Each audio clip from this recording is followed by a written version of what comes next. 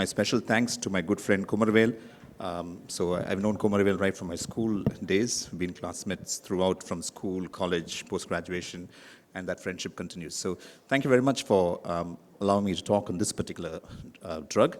So I've done this as a two-part. The first part is an unbiased view about this molecule.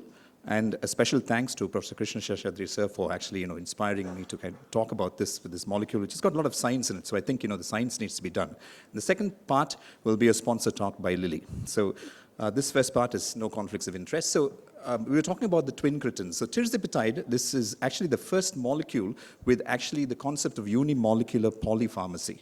So it's a big word. Now what it really means basically is you have a molecule which actually acts at two different receptors or two different points and having acting differential mechanisms packed into one.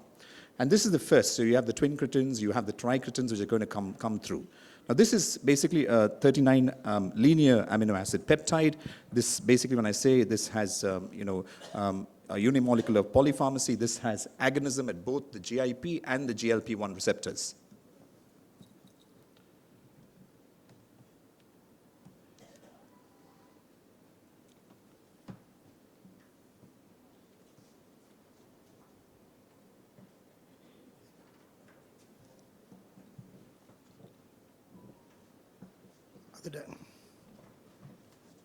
Okay, well, we're just settling that. So when I say, as I said, unimolecular polypharmacy, the agonism is at both the GIP and the GLP-1 receptors. So the... Sir? Walk. So the binding actually of the GIP-1 receptor is actually equivalent to the native GIP, and that is very unique to this molecule.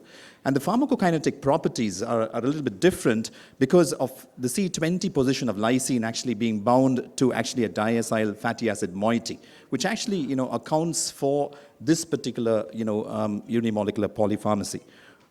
We'll wait for the slides to come up, but I'll just continue with the talk as to and make you understand what this really is about. So this was a very important article which came up in 2020, which looked at this molecule, as I mentioned, about the unimolecular polypharmacy, which means it's got a dual GIP and GLP-1 receptor action. It also has two interesting actions, which is very, very important.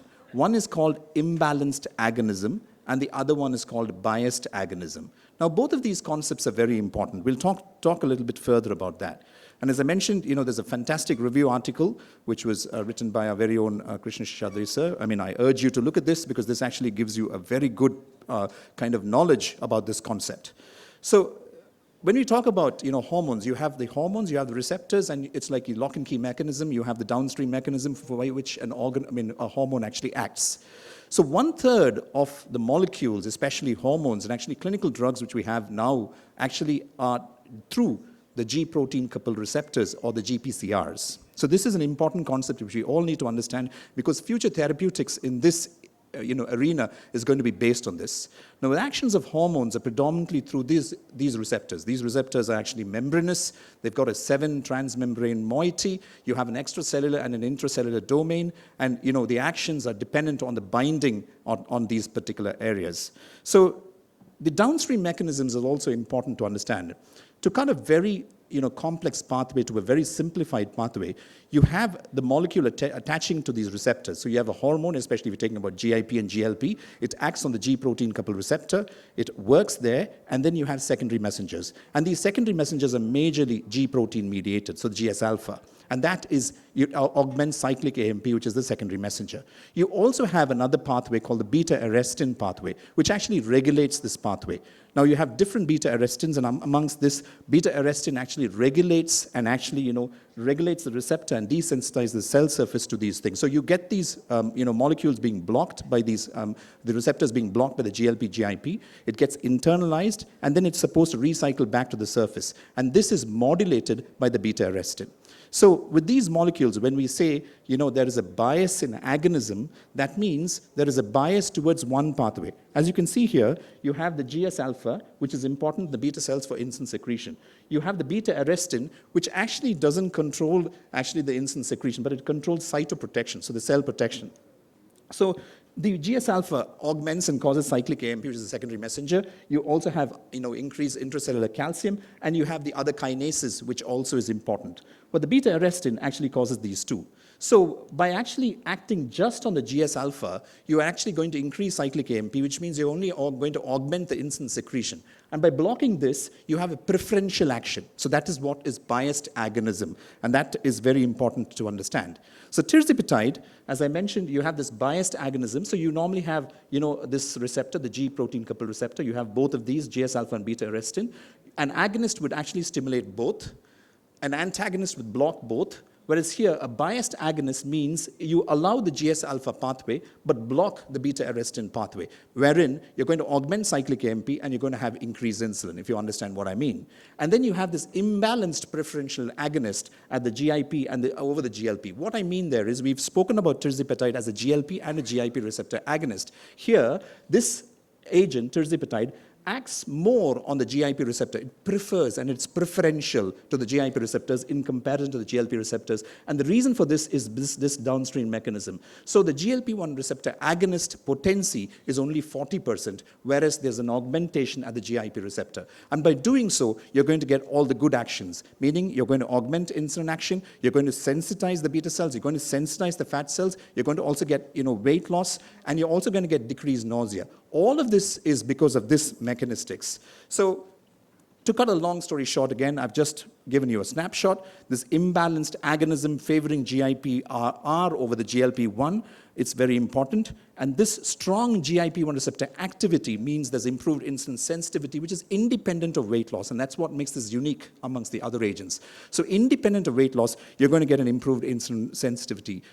Also, the biased agonism means the GLP-1 post-receptor pathway favors cyclic AMP through GS-alpha, and it blocks the beta-arrestin downstream pathway, which means, again, you're going to have augmentation of the cyclic AMP mechanism, and that's the reason why there's a preferential action. So again, just a summary, if you now understand what I mean, this basically is the mechanistics of this particular molecule. There's a lot of science behind this. Now, there's a lot of molecular biology which actually has shown this. This basically is the GIP receptor internalization. As you can see, with the GIP agonism, it's pretty high. With the GLP-1 receptor internalization, with GLP agonism, it's high. Whereas with tirzepatide, you can see that there is a GIP internalization, but the GLP-1 does not get internalized. So this actually proves that fact. And again, immunostaining molecule techniques also show the same thing, where with tirzepatide, you basically find that the GIP is internalized, so there's no staining on the surface receptors, but the GLP, receptors are not internalized, and you still find it, on the cells. This is basic control. You can see it's still there, whereas with GIP, it goes inside. The GLP doesn't go inside. So this tells you the mechanistics for this. And the beta-arrestin, again, molecules this has been shown that beta-arrestin is important for the pathway. If you give glucose, you want the beta cells to be stimulating, the beta cells to be secreting insulin, and that is mediated through both. The beta-arrestin is an important pathway. Now, with GLP-1, the beta-arrestin remains an important pathway. The beta-arrestin has to go up, whereas with the GIP, you find that with tirzepatide, that is annulled, meaning in spite of the lack of action of beta-arrestin, you have an augmentation of the cyclic AMP pathway with a minimal stimulus with the tirzepatide molecule, if you see what I mean. So I've just brought the science out to make you understand. So with that, we'll go to a real-life case scenario. I had the good fortune of using this drug for at least a couple of years through contacts from international contacts. This is about a 43-year-old male. I'm just trying to showcase, how this molecule, sir was talking about, the wonderful effects. So this is a 43-year-old male with a family history of type 2 diabetes, present with snoring, weight of 108 kilograms, body mass index of 34, sleep apnea with an AHI score of 34, HbA1c of 6.1, LDL of 124. So he exercises regularly, has a healthy diet, and he wants treatment options for his weight and sleep apnea. So we all know that the weight loss benefits are very, very crucial. And for weight loss, this is the summary slide of what weight loss could do. We need a double-digit weight loss. And if you double that up, then you have a better outcome. So when you say double-digit, at least 10 kilograms. And we go up to 20 kilograms, you have basically, diabetes remission, you have obstructive sleep apnea remission, fatty liver disease remission, cardiovascular outcomes being better. So the more the weight loss, the better. That means molecules would need to target this to get the double-digit weight loss, which really is important. So what do we do with this person? We put him on a healthy, a diet and lifestyle lifestyle, including hypocaloric diet. Physical activity was stressed with just 45 minutes daily walking, with a target of weight loss of 20%, statins for cardiac protection, and we actually started them on this drug. So this was baseline, 108 kilograms, and this was baseline after 8 months post-treatment. As you can see, the body mass index coming down from 34 to 26, waist circumference of 40 inches to 36, HbA1c of 6.1 to 5.4. So the practice points, clearly, I think, if you're looking at, insulin resistance and, obesity, with or without diabetes, hypertension, and, core complications from weight, whether it's sleep apnea or, fatty liver, a 15 to 20% weight loss is a prime target to reverse all of these effects. And, an important area of treatment would include weight loss with these molecules, which actually are very beneficial. Now, in fact, FDA actually approved this drug as the first drug treatment option for people with obstructive sleep apnea. This is not yet licensed for this in India. However, the FDA says this is actually licensed for it. And there was a very fantastic article that came out in the New England Journal of Medicine, which looked at tirzepatide for the treatment of obstructive sleep apnea. This included people with obesity who were actually on, CPAP treatment in one arm and who were not on CPAP on the other arm. And they actually had obesity with, increased AHI, and they looked at, improved outcomes from weight, AHI improvement, that's a sleep apnea marked improvement, and also sleep-related outcomes. So whether it was with or without CPAP, there was a 25-hour decrease of AHI in people without CPAP and up to 30 with CPAP. So it's a phenomenal decrease, and that was, associated with a good amount of weight loss in 52 weeks. So you had a baseline weight, from baseline weight, you lost close to 18 to 20%. It was pretty significant. So obesity and, its complications are a very important aspect which needs to be addressed with these molecules. The unimolecular polypharmacy has come to stay, and this is the future of therapeutics in this particular area. As we mentioned, twin cretins, tricretins, and maybe we'll go for quadricretins, and the amount of agonism, the biased agonism, is the future. Like we have insulins, a 30% of a short-acting and long-acting 70%. You're going to have an action where basically you're going to have an action at the cyclic AMP pathway and probably a beta-arrestin to a moderate amount, and this is how therapy is going to be in the future. G-protein coupled receptors are an important therapeutic target. Watch out this space. This is going to be an important aspect. And tirzepatide, with an imbalanced agonism, with a preference with GIP-1 receptors with comparison to GLP-1 receptors, is the first of this molecule. And biased agonism at the post-receptor level at GLP-1 receptors contributes to this. Cyclic AMP augmentation with minimal stimulus with stoppage of the beta-arrestin inhibition at the GLP-1 post-receptor pathway is the key. And this reduction in insulin sensitivity and adipocyte action, irrespective of weight loss, is seen with this particular molecule. So surmounting obesity with tirzepatide is the first of unimolecular polypharmacy. This is the end of my part one of my talk. We'll move on to a sponsored talk, and we'll look at the relevance of the randomized controlled trials, which actually Lilly has done.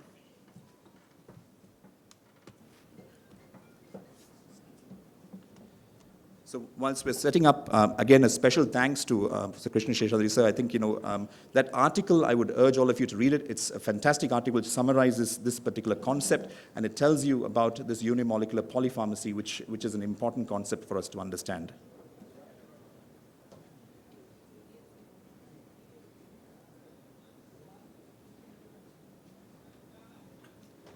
So this talk and session is sponsored by Eli Lilly. So now we'll understand why, basically, this is important. So these slides are all, from Eli Lilly. So you can see the reason now why, if you can understand the mechanistics, why this, GIP and GLP-1 receptor agonism is important, and why, this particular molecule has the benefits. So by doing this, the action on both the receptors and, the biased agonism, you reduce the appetite, you reduce the calorie intake, and actually you have a kind of differential action on both these, on both these receptors, which actually annuls the nausea. With GLP-1 receptor agonists, you have a lot of nausea and vomiting, which actually comes down with this particular molecule. The other important aspect is GIP-1 receptor has a preferential action on the adipocytes, which you spoke about, and that actually improves, insulin sensitivity and actually reduces weight. And that results in a greater fat mass loss, especially in the subcutaneous tissue and the visceral fat. So fat at the wrong places go away.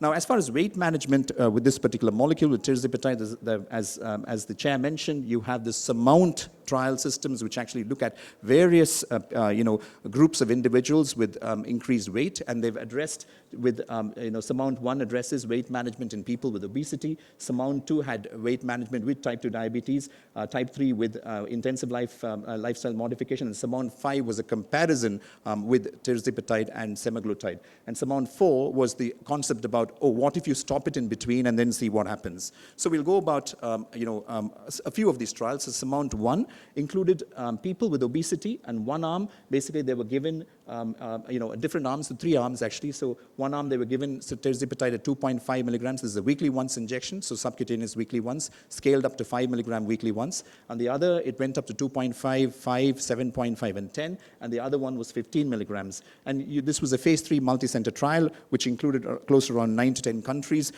with a change of weight as a primary outcome area. So this was for 72 weeks, and what was phenomenal was basically, the weight loss was up to 16% with the smallest dose of tirzepatide. There was 5 milligram of tirzepatide at 72 weeks, and there was a 22.5% average reduction in body weight with 15 milligrams as the highest dose. And it is important to look at the baseline weight. The baseline weight was 105 kilograms. So someone with 105 kilograms can drop down to 83 kilograms with the highest dose of 15 milligrams in 72 weeks.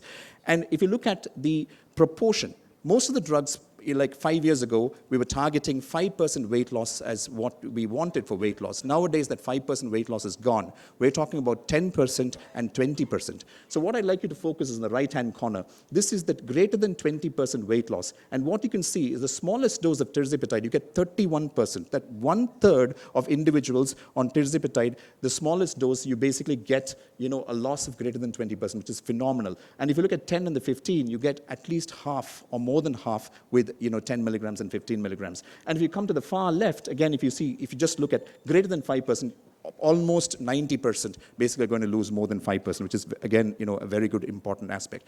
As I mentioned, greater than 50% basically are going to lose, at least 20% of their body weight, which actually is a very, very important aspect. And where are they losing weight is the question. You want basically fat mass to come down. You want the lean mass to be preserved. When you actually lose a lot of weight, there will be some amount of lean mass weight also. But however, the weight, was more in terms of a reduction in fat mass in comparison to the lean mass, and that was based on DEXA studies. And this was reduction of fat tissue in the visceral area, especially in the liver, in the subcutaneous tissue. And if you look at all of this, you had a very phenomenal effect based on this. You had a decrease in blood pressure of systolic and diastolic, which obviously translates into good cardiac outcomes. Decreased triglycerides. You have a molecule which actually increases the HDL and lowers the LDL, so which all are beneficial. Surmount 5 was a trial which looked at, the comparison of the two biggest molecules in the sector. That's basically semaglutide injectable weekly once versus tirzepatide weekly once at the maximum tolerated doses. Again, here in one arm, you started with 2.5 milligram weekly once and scaled it up to 10 or 15 depending on tolerability. In the other arm, you started with 0.25 of semaglutide injection. You scale it up to 1.7 or 2.4 as per the maximum tolerated dose. This again is a randomized controlled trial, phase 3, and again looked at weight as the primary outcome. Now, what you can see here, both of these molecules reduced weight, but in comparison to injectable semaglutide, you had a greater weight loss with tirzepatide, with 15% with semaglutide and 21.6% with 1.7 or 2.4 of semaglutide. So in comparison, it shows that it's pretty useful. Again, if you look at comparison, again, I'd like to point out the far right-hand corner, the 25% of weight loss, you find that 36% of participants taking, tirzepatide, lost more weight, and that was more than 25%, which again is phenomenal. And the other important aspect is, where do you lose weight? So when people lose weight, they want to lose weight at the waist circumference and the hips, basically.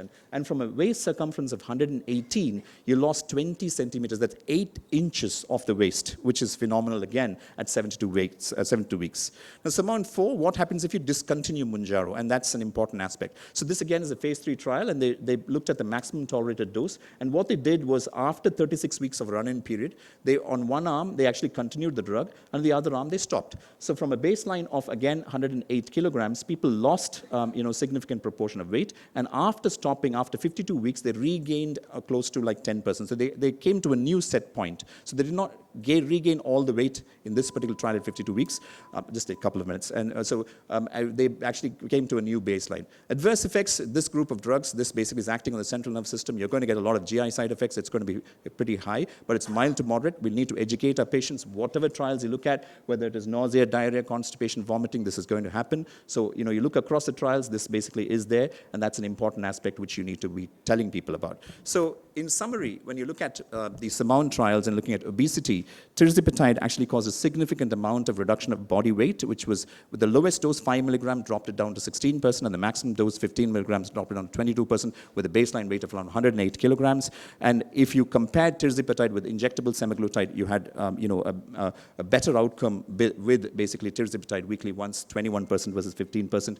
There's an improvement in the key cardiometabolic markers, including weight, waist circumference, blood pressure, cholesterol, and also improvement of triglycerides and increase of HDL cholesterol. And the most common side effects to look out for always are GI side effects. So thank you very much. I'll stop there with this industry talk, and thank you very much for the opportunity.